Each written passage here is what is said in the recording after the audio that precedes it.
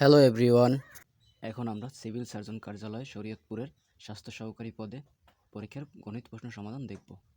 তো প্রথম প্রশ্নটি হচ্ছে 400 টাকার 3 বছরের সুদ 192 টাকা হলে সুদের হার নির্ণয় করুন।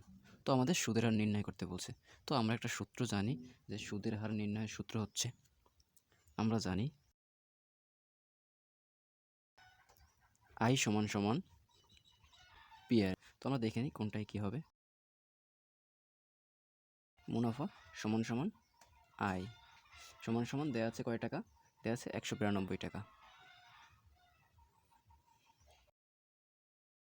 আসল সমান সমান পি সমান সমান দেওয়া আছে 800 টাকা।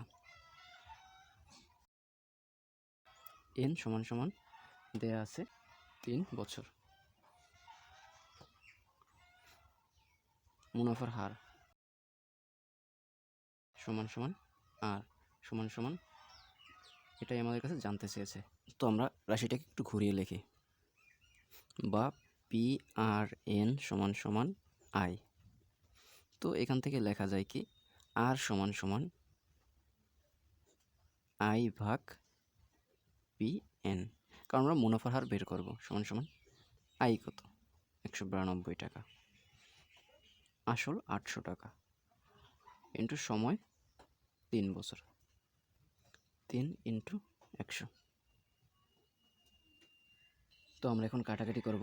100 দিয়ে যদি 800কে কাটি 8 বার, 3 দিয়ে যদি 192কে কাটি 64 বার,